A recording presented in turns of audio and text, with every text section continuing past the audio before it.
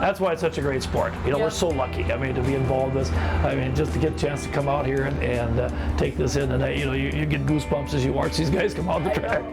I always look back and say that it kept them broke and busy at a time in their life where things could have been different. Racing's just been a blessing for our family because it has kept us close, and I don't see that that'll change in the future either with the kids sticking by close.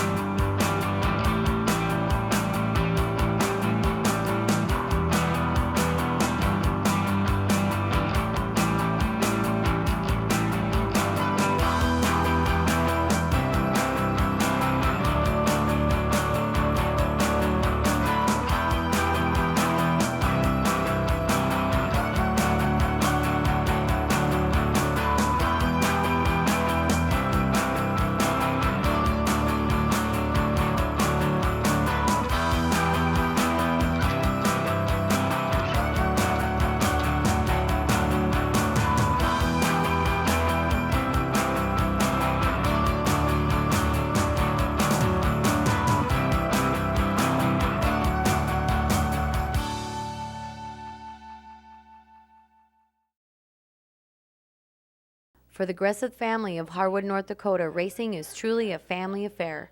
Todd Greseth describes how him and his wife started going to the races and how it became a way of life. Sheila and I moved to Fargo, and I worked at a machine shop, and we were always involved with people that race, so we went to the races and went to races every weekend, and as the kids grew up we just kept going and just met a lot of people that way. And did you ever race yourself? No, I drag raced a few times when I was young, but other than that, no. I've sat in the car, I've put the helmet on. I just don't feel comfortable. I couldn't do it. Yeah. I just don't feel that aggressive towards someone else. I don't think that I could do that. I usually do the work around the engine, make sure all the bolts are tight, and do the oil changes and check the fluid levels and set valves.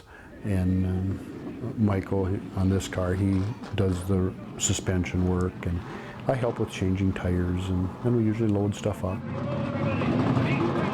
It's been real fun. It's been a lot of good time spent together where it probably wouldn't have been otherwise, and I always look back and say that it kept them broke and busy at a time in their life where things could have been different.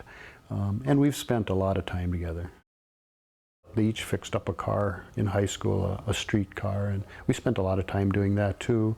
And even when they were that age, I said, well, let's drag race those cars. And I said, you'll have something when you come home after the day, rather than a wrecked, dirty, dented up race car. But they always wanted to do the dirt track stuff.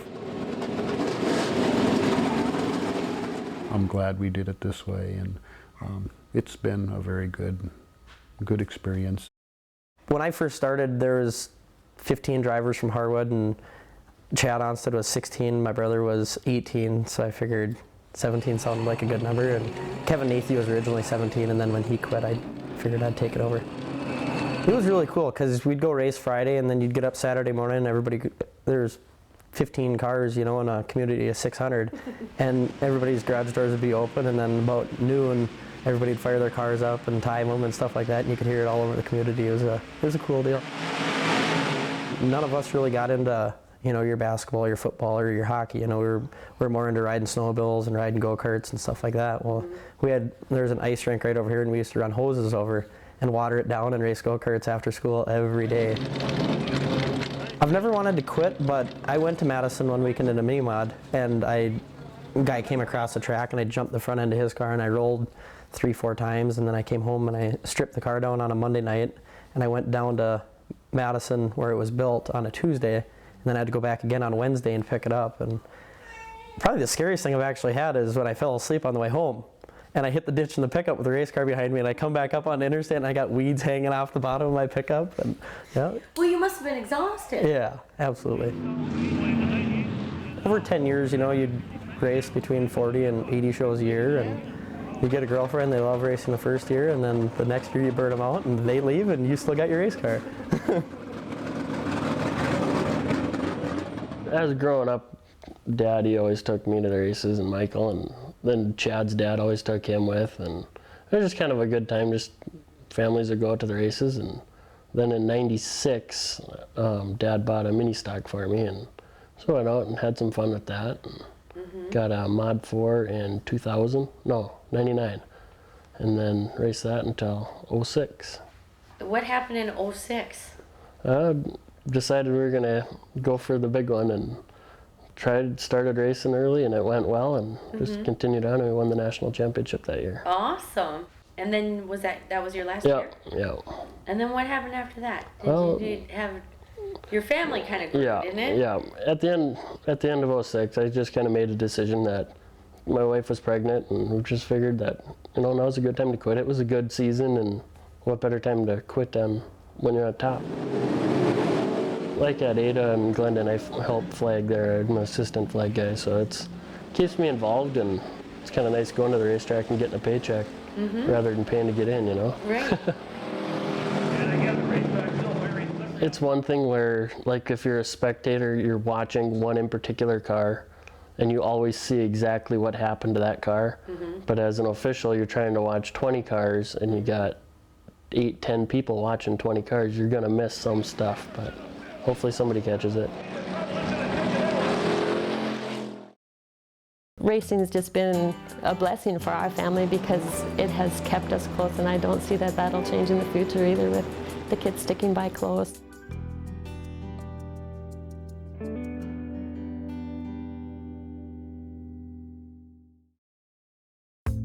The Racing Life is sponsored by Performance Auto, Valley Alignment and Repair, Quality Engines, Red River Kart Club.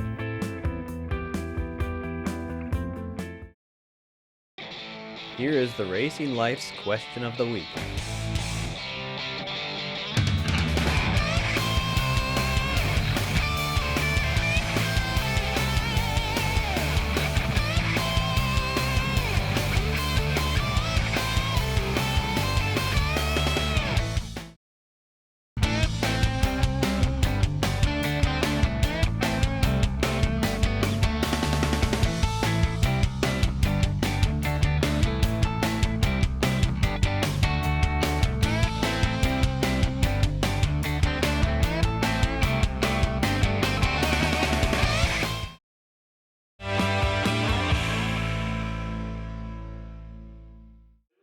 Matt Greseth talks about how he met his wife AJ at the racetrack and the sacrifices they made together as a young racing family. I met her in '96, and it was, ever since then, I met her at the racetrack, so it was obviously a good sign. Matt proposed to me at the racetrack, and it's actually where he had asked me to go out when we first started dating. And so we were sitting on the back of a tailgate of a pickup, and he said, since we're sitting on a hitch, do you want to get hitched? And he had the ring and asked me to marry him, and yeah, that's where we got engaged. And then in '07, Cole was born, and so then that's been interesting, seeing him grow up, and then this last April now, Greta was born. We spent so many nights together at the races. Traveling, and it was 4 nights a week. Oh yeah. And we were faithful there all the time, sit in the same spot, had kind of a routine, get all excited every single time, no matter how many Didn't eat till shows. after the races were done. Right. Oh, was that After their race. Nerve-wracking. Yeah, because you get nervous. right? Yep. We were in Wyoming, and I think there was 6 people in the grandstands, maybe. Including us. And it was raining, and it was freezing, and we were there. We were diehard. Yeah. But we were there. For me, like, this is my family, this is my family, and this is what we've always done. So I haven't really known anything different. And they're, like, my friends do go to the lake and stuff, but if I wasn't here with them, then, I think I'd be missing out on this too. Right. So it's just, I've always really liked it. I don't think I've missed out on much. I think I'm just part of the equation. There are some times when you come home from the races and Todd's biting his lip, and I'm just like, Todd, just don't say it. It's like, it'll smooth itself out. There's a lot of times you just feel like sometimes you weren't even part of that, but you know you were, because it's like, Mom, did you charge the camera? You know, I videotaped every race. And in looking back, you think, why did I video all those? But they came home, they watched it every night after the races while we're enjoying pizza together, and then they learned from all those videotapes. It's not that we'll probably go back and watch many of them ever again, but they learned a lot from it, and it was just always fun to go to the races together, come home to the table, and get off our chests before the next day starts. Race days are pretty easy around here because neither of my boys ate on race day. It was just, you don't eat on race day because their nerves are working and they don't need to add anything to that. And so it was just a matter of them coming home, getting the car going, get it loaded up, take the showers before you go, and then head out to the races. It's just a routine that we came to know 3-4 nights a week. There's sometimes I look out of our garage window and I look at these cars, you'd hear the cars firing up, especially the modifieds. You'd hear them firing up at 10:30 at night, and then you'd see a bunch of grown-up guys out here with tears in their eyes because the gasoline, the alcohol's burning their eyes, and you're thinking, is this worth it, guys? But they love it. We had a snowmobiling accident in our family, and tragedy was lost. We lost another racer in the accident, and Matthew had a brain injury and also a brachial plexus injury on his arm, which he does not have use of his right arm at all, and he was determined to race. And you know, we couldn't say you can't race because he knew in his heart he could accomplish it. And he did go out there. He took those precautions, you know, power steering in your car and just some safety aids to help him race. And he proved to everybody that he can be as good a racer with one arm as those with two arms. So we're really proud of him. You know, people would say, why is he racing again, you know, when he can only race with one arm? But you can't take away that life from somebody. And we were really proud of him to go out there and show people that you can accomplish those goals if you have your mindset. Racing has just been a blessing for our family because it has kept us close, and I don't see that that'll change in the future either, with the kids sticking by close. And I raced at Fergus Falls and Alexandria, and kind of just raced in, you know, middle area. And then I've decided after that, kind of got to a point in life where I thought, you know what, it's time to move on. I was in construction, traveling a lot, being gone a lot at that time, so I finally gave it up. The Racing Life is sponsored by Dakota Cat, Peterman Seeds, Randall's Excavating, Cheyenne River Kennels. Here are the Racing Life's fan pictures of the week.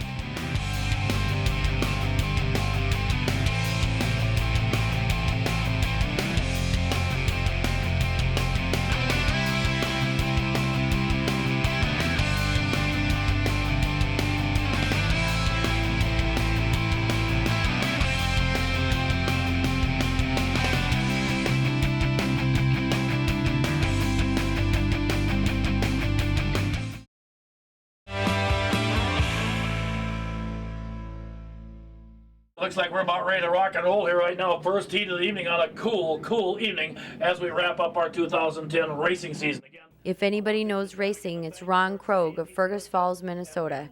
His voice is recognized at tracks all over the area, and his roots in racing are deep.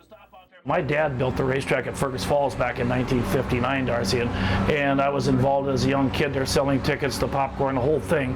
And then, of course, throughout the years, I'd gotten everything from writing articles for the racetrack. I actually raced for 9 years.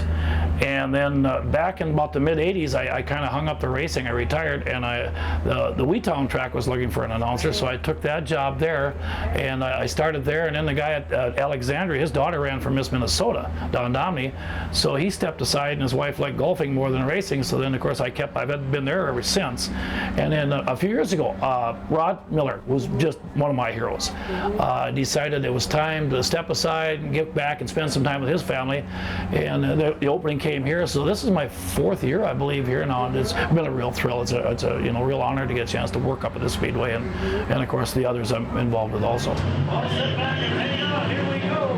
WISSOTA Midwest Qualified. I've actually been doing this full time for 26 years now.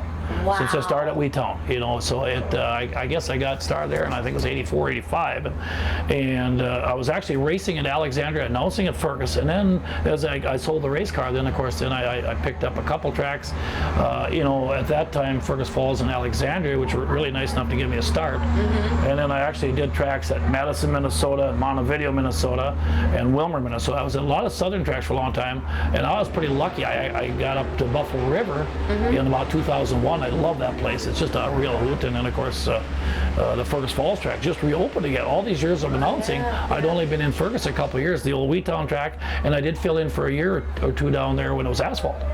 And then, but like I said, my background was still in dirt racing. Yeah. So I thought, you know, that's kind of where I'm at. Well, I'll tell you what, these guys put on a fun show night after night, and it'll be good even racing. I started out with what they call a sportsman car, which is a 320 cubic inch 2-barrel carburetor, fun little cars. Raced that at Fergus Falls for a little bit. I ran a Tri-Cam late model for a few years up here at Fargo, and got my butt whipped by Jack McDonald and Bob Simmers and Rick Auckland, all those guys. It was nasty, I'll tell you. We had a lot of fun. And then I raced at Fergus Falls and Alexandria, and kind of just raced the, you know, middle area. And then I've decided after that, kind of got to a point in life where I thought, you know what, it's time to move on. I was in construction, traveling a lot, being gone a lot at that time, so I finally gave it up. So do you think that kind of stuff got in your blood when you were a kid? Yes, as a matter of fact, I announced my first snowmobile race when I was 14 years old. It was kind of a crazy story, Darcy, because the guy who was supposed to do it was at Underwood, Minnesota, and the guy who was supposed to do it apparently got into a little bit of the happy sauce that day and didn't make it. So my dad told the guys, I got a kid that likes to talk all the time anyway. So I announced the snowmobile race at that time. Well, that was kind of the teaser for it.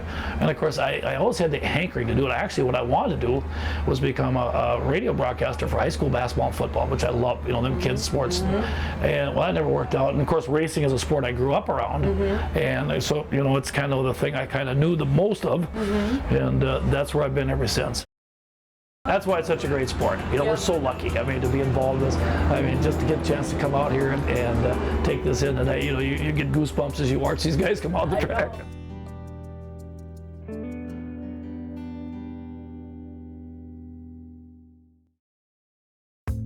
The Racing Life is sponsored by Norman County Raceway, Nugget Vending, Dakota Engine Builders, 295websites.com.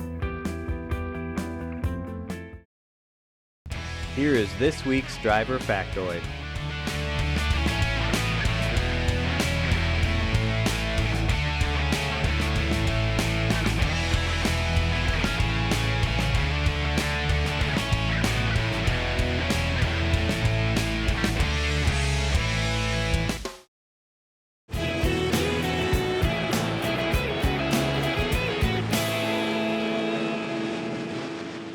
Hi, my name is Hunter, and my question is, what kind of gas do you use? Hi Hunter, this is Jason Strand. You had the question, what kind of fuel do I run in the race car?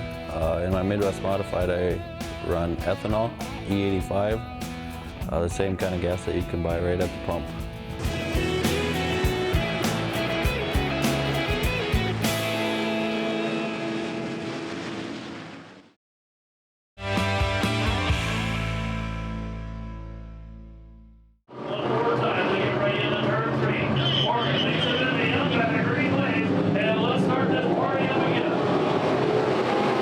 I track all 56 WISSOTA tracks, feature winners, you know, and pretty much do a lot of note taking. I'll sit down and of course try it tonight. Now I'm cheating on some notes I see from who the point leaders at the other tracks around the area. I kind of track that and you know, do as much research as I can during the week. It's really, that's so important. You know, you got it, and of course anytime I get a chance to talk to a racer, you know, you get some, or a family member. And the fans up here are fantastic. You can get so many stories that it's just amazing. Do you have a memorable race? Anything that pops out in your mind that just was like, man, that was some race? Oh, I've got a few. One is kind of ironic. It's just a heat race, but it involved Betty Jensen, who works out at Buffalo River. Okay. She was racing a Mod 4 in Alexandria one night, and it was a big deal. There was about 2,800 people in the stands, and she's running against Jesse Krog and Sean Peterson, a bunch of really good Mod 4 drivers, and she got in a heat race, and she got in that thing and got to jump out and got the lead. Took the lead in his 8-lap heat race, and we get down to about 4 laps. And Betty's hanging on. These guys are coming after her, and they're just trying to get her. And we get down as the laps count down 3, laps 2. The crowd, all of a sudden, they're starting to feel it. And I tell you what, you could see the energy of all these people. In the last lap, all of a sudden, everybody's on their feet screaming, and they're pulling for Betty. And she wins it. And what a race it was. It was a heat race, but what a neat deal, because at that time, there were very few ladies that raced against the guys, and she went out and whipped a very good field, and the fans down there knew these guys, and they were just crazy. They gave her a standing ovation when she came in. I thought, wow, this is amazing.